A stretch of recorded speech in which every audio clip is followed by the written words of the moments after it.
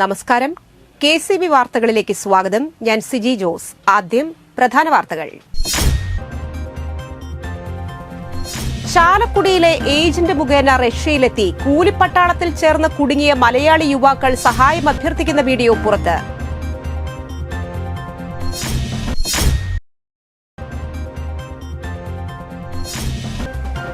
Gas സിലിണ്ടറിൽ നിന്നും അഗ്നിബാധ, പൊള്ളലേറ്റ് യുവാവിന് ഗുരുതര പരിക്ക്.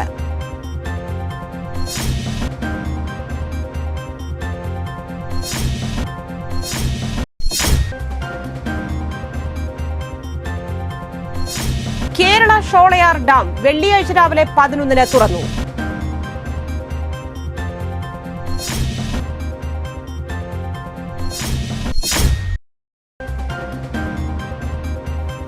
കാരുണ്യത്തിന്റെ സ്നേഹസ്പർശവുമായി ആളൂർ RMHSലെ ഗൈഡ്സ് വിദ്യാർത്ഥികൾ. കല്ലേറ്റുംകര ദിവ്യകാരുണ്യ ആശ്രമത്തിലെ വയോജനങ്ങൾക്ക് വീൽ ചെയർ സമ്മാനിച്ചു. വിശദമായ വാർത്തകളിലേക്ക്.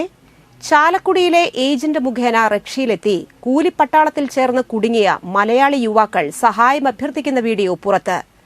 യുദ്ധത്തിൽ കൊല്ലപ്പെട്ട തൃക്കൂർ സ്വദേശി സന്ദീപിനോടൊപ്പം റഷ്യയിൽ ജോലിക്കെത്തി ചതിക്കപ്പെട്ടവരാണ് നാട്ടിൽ തിരിച്ചെത്താൻ സഹായം തേടുന്നത്. സാമ്പത്തിക പ്രശ്നങ്ങൾക്ക് പരിഹാരമാകുമെന്ന പ്രതീക്ഷയിൽ റഷ്യയിലെത്തിയ യുവാക്കൾ ചതിക്കപ്പെട്ടതായും നാട്ടിലെത്താൻ സഹായിക്കണമെന്നുമാണ് ആവശ്യം. ചാലക്കുടിയിലെ ഏജന്റ് വഴി റഷ്യയിലെത്തിയ 6 പേർ റഷ്യയുടെ കൂലിപ്പട്ടാളത്തിൽ ചേരേണ്ടി വന്നതായും ഇപ്പോൾ റഷ്യയിൽ കുടുങ്ങിയ അവസ്ഥയിലാണെന്നും പറയുന്നു. യുക്രൈനിൽ കൊല്ലപ്പെട്ട റഷ്യൻ സംഘത്തിലെ തൃക്കൂർ സ്വദേശി സന്ദീപ് ചന്ദ്രനൊപ്പം റഷ്യയിലെത്തിയവരാണ് ഇപ്പോൾ റഷ്യയിൽ അകപ്പെട്ടിരിക്കുന്നത്. കൊടകര കനകമല സ്വദേശി സന്തോഷ് ഷൺമുഖൻ, കുട്ടനല്ലൂർ സ്വദേശി ബിനിൽ, മണലൂർ സ്വദേശി ജെയിൻ, എറണാകുളം കുറുമ്പശ്ശേരി സ്വദേശി റെനിൽ തോമസ്, കൊല്ലം മേയനൂർ സ്വദേശി സിബി തോമസ് എന്നിവരാണ് സംഘത്തിലുള്ളത്.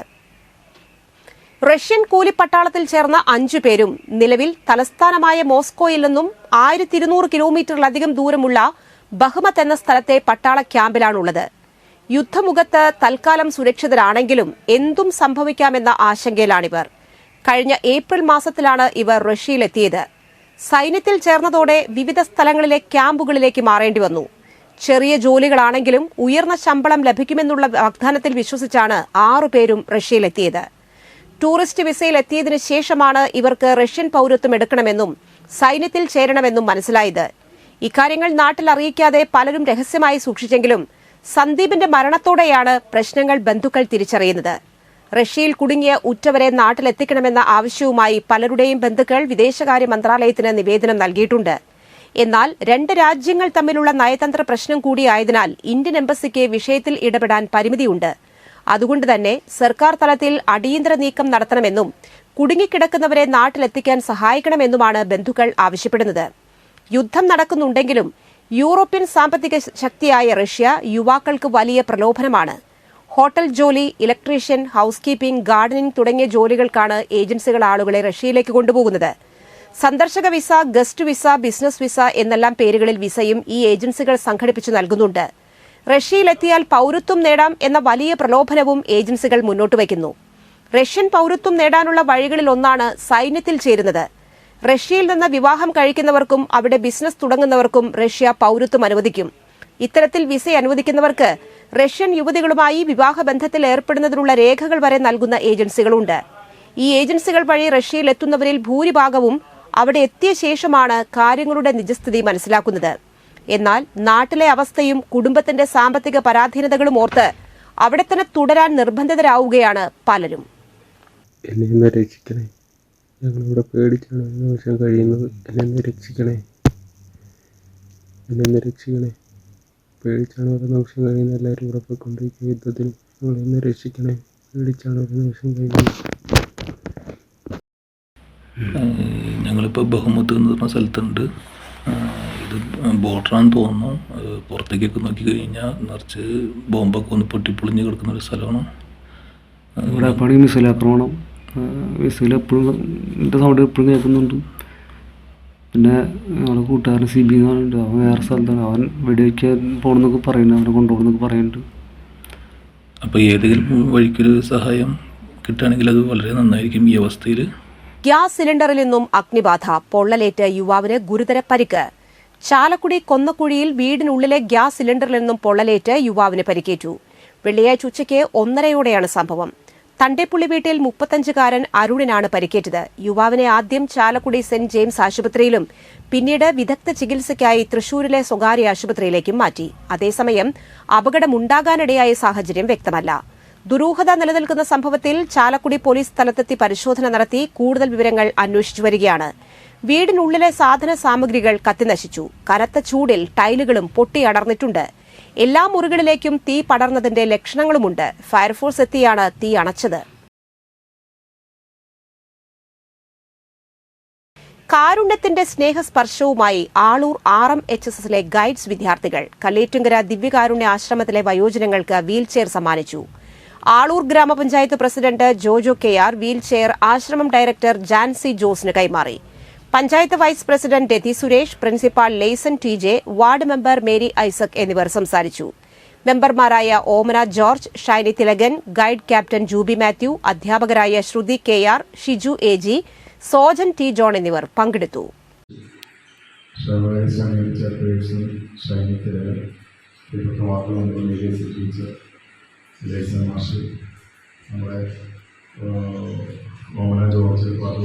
കേരള ഷോളയാർ ഡാമിലെ ജലനിരപ്പ് 2662.90 അടിയായ സാഹചര്യത്തിൽ വെള്ളിയാഴ്ച രാവിലെ 11-ന് ഡാം തുറന്നു. ഘട്ടം ഘട്ടമായി 50 ക്യൂബിക്സ് ജലം പെരിങ്ങൽകുത്ത് റിസർവോയറിലേക്ക് ഒഴുകുന്നു. ഡാമിന്റെ ഒരു ഷട്ടർ 0.5 അടി തുറന്നാണ് വെള്ളം ഒഴുക്കുക. ഈ ജലം ഏകദേശം 3 മണിക്കൂർ കൊണ്ട് പെരിങ്ങൽകുത്ത് റിസർവോയറിലെത്തി.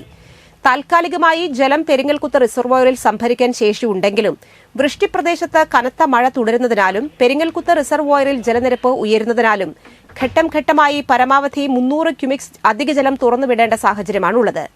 അതിനാൽ ചാലക്കുടി പുഴയിൽ പരമാവധി ക്രമാനുഗതമായി 1.50 മീറ്റർ ജലനിരപ്പ് ഉയരാൻ സാധ്യതയുണ്ട്. ചാലക്കുടി പുഴയിലെ ജലനിരപ്പ് ഇപ്പോൾ കുറവായതിനാൽ നിലവിൽ ആശങ്കപ്പെടേണ്ട സാഹചര്യമില്ലെങ്കിലും പുഴയുടെ തീരത്തുള്ളവർ ജാഗ്രത പാലിക്കണമെന്ന് ജില്ലാ ദുരന്ത നിവാരണ അതോറിറ്റി ചെയർമാൻ കൂടിയായ ജില്ലാ കളക്ടർ അർജുൻ പാണ്ഡ്യൻ അറിയിച്ചു. കുട്ടികൾ ഉൾപ്പെടെ പൊതുജനങ്ങൾ പുഴയിൽ കുളിക്കുന്നതിനും വസ്ത്രങ്ങൾ അലക്കുന്നതിനും ഫോട്ടോ എടുക്കുന്നതിനും നിയന്ത്രണം ഏർപ്പെടുത്തിയിട്ടുണ്ട്. ആവശ്യമെങ്കിൽ ദുരിതാശ്വാസ ക്യാമ്പുകൾ ഒരുക്കുന്നതിനുള്ള നടപടികൾ സ്വീകരിക്കാൻ നിർദ്ദേശം നൽകി. ചാലക്കുടി പുഴയിൽ മത്സ്യബന്ധനത്തിന് കർശന നിയന്ത്രണം ഏർപ്പെടുത്തുന്നതിന് ഫിഷറീസ് ഡെപ്യൂട്ടി ഡയറക്ടർ നടപടി സ്വീകരിക്കും. പുഴയുടെ തീരത്തുള്ള വിനോദസഞ്ചാര കേന്ദ്രങ്ങളിൽ കർശന നിയന്ത്രണവും സുരക്ഷയും ഒരുക്കാൻ ചാലക്കുടി വാഴച്ചാൽ ഡിവിഷണൽ ഫോറസ്റ്റ് ഓഫീസർക്ക് നിർദ്ദേശം നൽകിയിട്ടുണ്ട്. അടിപ്പാതയുടെ നിർമ്മാണങ്ങൾ നടക്കുന്ന സ്ഥലങ്ങൾ MPയും MLAയും അടങ്ങുന്ന സംഘം സന്ദർശിച്ചു. കൊരട്ടി, ചിറങ്ങര, മുരിങ്ങൂർ എന്നിവിടങ്ങളിലാണ് നിർമ്മാണം ആരംഭിച്ചിരിക്കുന്നത്. നിർമ്മാണവുമായി ഉയർന്നിരിക്കുന്ന പൊതുജനങ്ങളുടെ ആശങ്കകൾക്കും പരാതികൾക്കും പരിഹാരം കാണാനായിരുന്നു ജനപ്രതിനിധികളുടെയും ഉദ്യോഗസ്ഥരുടെയും സംഘം സ്ഥലങ്ങൾ സന്ദർശിച്ചത്. ഇപ്പോഴത്തെ നിർമ്മാണങ്ങളുമായി ബന്ധപ്പെട്ട് വ്യാപക പരാതികളാണ് ഉയരുന്നത്. ഇതിന്റെ അടിസ്ഥാനത്തിൽ ദേശീയപാത പ്രോജക്ട് ഡയറക്ടർ അൻസിൽ അടക്കമുള്ളവരുടെ സാന്നിധ്യത്തിലാണ് സന്ദർശനം നടത്തിയത്. കൊരട്ടിയിൽ വ്യാപാരികളുടെ ഭാഗത്തുനിന്ന് വലിയ പ്രതിഷേധമായിരുന്നു നിർമ്മാണവുമായി ബന്ധപ്പെട്ട്. കൊരട്ടിയിലും മുരിങ്ങൂരിലും സർവീസ് റോഡുകളുടെ നിർമ്മാണം പൂർത്തിയാക്കിയ ശേഷം മാത്രമേ അടിപ്പാത നിർമ്മാണം ആരംഭിക്കുകയുള്ളൂവെന്ന് പ്രോജക്ട് ഡയറക്ടർ ജനപ്രതിനിധികളോടും വ്യാപാരികളോടും പറഞ്ഞു. കൊരട്ടിയിൽ 3 തൂണുകളിലായിട്ടാണ് അടിപ്പാത നിർമ്മിക്കുന്നത്. മുരിങ്ങൂർ മുതൽ പൊങ്ങം വരെ സർവീസ് റോഡ് നിർമ്മിക്കുന്ന കാര്യം നിലവിലെ പ്ലാനിലില്ലെന്നും നിലവിൽ പ്ലാനിലുള്ളത് ആദ്യം നിർമ്മിക്കുവാനും മറ്റു സ്ഥലങ്ങളിൽ പ്ലാനും എസ്റ്റിമേറ്റും തയ്യാറാക്കി ദേശീയപാത അധികൃതരുടെ അംഗീകാരം ലഭിച്ച ശേഷം നിർമ്മാണം ആരംഭിക്കാനുമാണ് ഉദ്ദേശം. നിലവിൽ ദേശീയപാതയിലെ അപകടങ്ങൾക്ക് പരിഹാരം കാണാൻ അടിപ്പാത നിർമ്മാണത്തിനായി അനുമതി ലഭിച്ചിരിക്കുന്നു. നിർമ്മാണവുമായി ബന്ധപ്പെട്ട് വരുന്ന ചെറിയ ചില മാറ്റങ്ങൾ നടത്താമെന്നല്ലാതെ മറ്റു നിർമ്മാണങ്ങളൊന്നും തന്നെ നടത്താൻ ഇപ്പോൾ സാധിക്കുന്നില്ലെന്നാണ് പറയുന്നത്. പഞ്ചായത്ത് പ്രസിഡന്റുമാരായ PC ബിജു, MS സുനിത, പ്രിൻസി ഫ്രാൻസിസ്, ജില്ലാ പഞ്ചായത്ത് അംഗം ലീല സുബ്രഹ്മണ്യൻ, മറ്റു പഞ്ചായത്ത് ജനപ്രതിനിധികൾ, രാഷ്ട്രീയ പാർട്ടി പ്രതിനിധികൾ, മർച്ചന്റ്സ് അസോസിയേഷൻ ഭാരവാഹികൾ, നാട്ടുകാർ നിരവധി പ്രശ്നങ്ങൾ ചൂണ്ടിക്കാണിച്ചു. നാട്ടുകാർക്ക് ആക്സസ് നിലനിൽക്കും. അത് ഇപ്പോൾ പോകുന്ന തരത്തിലുള്ള വാഹനങ്ങൾ, ഇങ്ങനത്തെ വ്യവസായ സ്ഥാപനങ്ങളുണ്ട്. ആ വാഹനങ്ങൾ പോകുന്ന തരത്തിലുള്ള ഉയരത്തിലാണെങ്കിൽ മാത്രമേ ആ നിർമ്മാണത്തിലേക്ക് പോകാവൂ. ബഹുമാനപ്പെട്ട MP അല്ലെങ്കിൽ വലിയ തോതിൽ ഈ നാടിന് ഉണ്ടാവുന്ന ശാപമായിട്ട് മാറും. വലിയ സമരം ചെയ്ത് കോടതിയിലേക്ക് ഉൾപ്പെടെ വന്നിട്ടാണ് ഈ ഓപ്പണിംഗ് കിട്ടിയത്. ഓല കൊണ്ടുള്ള അലങ്കാരങ്ങളുമായി മുരിങ്ങൂർ ശ്രീ ചീനിക്കൽ ഭഗവതി ക്ഷേത്രത്തിലെ യജ്ഞവേദി ഒരുങ്ങി. ഞായറാഴ്ച നടക്കുന്ന നവചണ്ഡിക ഹോമവേദിയാണ് തെങ്ങോല കൊണ്ട് അലങ്കരിച്ച് മനോഹരമാക്കിയിരിക്കുന്നത്. മണ്ണാർക്കാട് നിന്നുള്ള കൈവേലക്കൂട്ടം എന്ന കൂട്ടായ്മയാണ് അലങ്കാരത്തിന് പിന്നിൽ. തെങ്ങിന്റെ ഓല കൊണ്ടുള്ള അലങ്കാര പണികളാണ് ഇവരുടെ പ്രധാനം. സിഗ്നേച്ചർ എന്ന ഇവന്റ് മാനേജ്മെന്റിന്റെ മേൽനോട്ടത്തിലാണ് കൈവേലക്കൂട്ടം എന്ന ഈ കൂട്ടായ്മ. കഴിഞ്ഞ 3 ദിവസമായി ഏകദേശം 20ഓളം വരുന്ന യുവാക്കളുടെ നേതൃത്വത്തിലാണ് ഏറെ വൈവിധ്യമാർന്ന തരത്തിൽ കുരുത്തോലയും പച്ചത്തെങ്ങോലയും കൊണ്ട് അലങ്കാരം. യജ്ഞവേദി ഓല കൊണ്ട് നേരത്തെ തയ്യാറാക്കിയിരുന്നു. അതിനു ചുറ്റുമാണ് ഇരുമ്പിന്റെ ഫ്രെയിമിൽ കുരുത്തോലയും പച്ചോലയും ഇടകലർത്തി മെടഞ്ഞിരിക്കുന്നത്. ചുറ്റും കമാനവും ആർച്ചുമെല്ലാം ഒരുക്കി യജ്ഞവേദി മനോഹരമാക്കി. ഇതിനു പുറമെ ഓല കൊണ്ട് തന്നെ പല ദേവീദേവന്മാരുടെ രൂപങ്ങളും മെടഞ്ഞു തയ്യാറാക്കി. അപൂർവമായി നടക്കുന്ന നവചണ്ഡിക ഹോമവേദി അപൂർവമായ അലങ്കാരം കൊണ്ടും ഏറെ ആകർഷണമാക്കിയിരിക്കുകയാണ്. അമ്പലത്തിന്റെ പുറത്തും ഫ്രെയിമിൽ ഓല കൊണ്ട് മെടഞ്ഞ് വലിയ കമാനവും ഒരുക്കിയതും ഏറെ മനോഹരമാണ്. യജ്ഞവേദി തികച്ചും ഹരിതാഭമാക്കിയിരിക്കുകയാണ്. International human rights and crime control ഓർഗനൈസേഷന്റെ നാഷണൽ വൈസ് പ്രസിഡന്റായി ഡോക്ടർ അശ്വിനി ദേവ് നിയമിതനായി. ഡൽഹിയിൽ നടന്ന യോഗത്തിൽ Rajendra Singh Bhandari, ex cabinet minister, brand ambassador and chairman human rights and crime control organisation Mohit Navani, Rajkumar Raj, food corporation of India vice president, doctor Saritha Agarwal, railway ministry, Naresh Guptaraj, ex director intelligence bureau, advocate Bhupendra Singh, supreme court of India എന്നിവരടങ്ങുന്ന organisation general secretary Ramji Singh appointment letter കൈമാറി. Kodakara Vattekkad Shivam foundation founder doctor Ashwini Dev നിലവിൽ food corporation of ഇന്ത്യയുടെ consulate മെമ്പറാണ്. Anandapuram Sreekrishna higher secondary സ്കൂളിലെ national service scheme യൂണിറ്റിന്റെ നേതൃത്വത്തിൽ വിദ്യാർത്ഥികൾക്ക് അടിയന്തര സാഹചര്യത്തിൽ ജീവൻ രക്ഷാ പ്രവർത്തനങ്ങളിൽ ഏർപ്പെടുന്നതിനുള്ള ക്ലാസ് നടത്തി. പ്രിൻസിപ്പൽ ഇൻചാർജ് സംഗീത ചന്ദ്രൻ ഉദ്ഘാടനം ചെയ്തു. NSS programme officer Thankachan Paul അധ്യക്ഷത വഹിച്ചു. NSS വളണ്ടിയർമാരായ അനുഷ്ക അജിതൻ, AH ശിവഹരി, എഡ്വിൻ ലിൻസൺ എന്നിവർ സംസാരിച്ചു. എപ്പോഴും ഫയർ ഉണ്ടാകുന്ന സമയത്ത് ഒരു ഓക്സിജൻ ഉണ്ടാവില്ല, ഒരു ഓക്സിജന്റെ ഒരു ഗ്യാപ്പ് ഉണ്ടാവില്ലേ? ആ ഓക്സിജന്റെ ഗ്യാപ്പിലേക്ക് നമുക്ക് എന്ത് ചെയ്യാൻ പറ്റും? നമ്മുടെ കൈ വെച്ചിട്ട് എന്ത് ചെയ്യാൻ പറ്റും? തീ അണയ്ക്കാൻ സാധിക്കും. ആ ഗ്യാപ്പ്.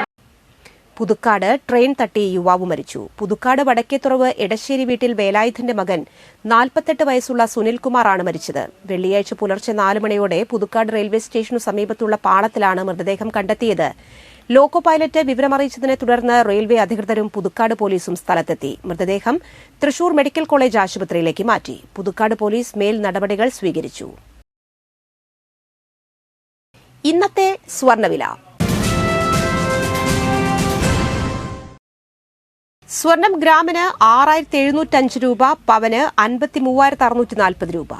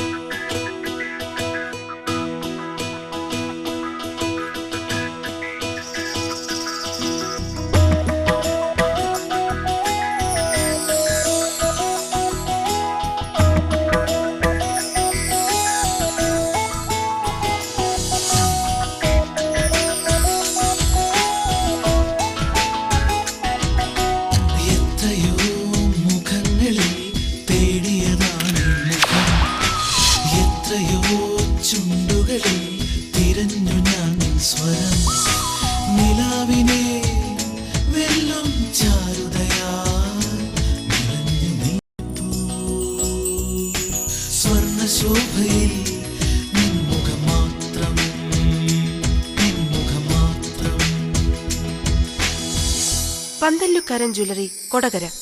പാരമ്പര്യത്തിന്റെയും വിശ്വസ്തതയുടെയും പവനൊരുക്കുന്ന സ്വർണ്ണം. പ്രധാന വാർത്തകൾ വീണ്ടും. ചാലക്കുടിയിലെ ഏജന്റ് മുഖേന റഷ്യയിലെത്തി കൂലിപ്പട്ടാളത്തിൽ ചേർന്ന് കുടുങ്ങിയ മലയാളി യുവാക്കൾ സഹായം അഭ്യർത്ഥിക്കുന്ന വീഡിയോ പുറത്ത്.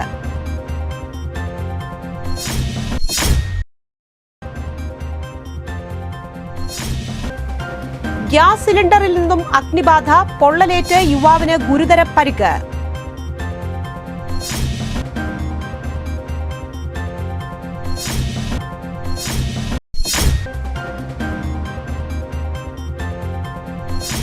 കേരള ഷോളയാർ ഡാം വെള്ളിയാഴ്ച രാവിലെ 11-ന് തുറന്നു.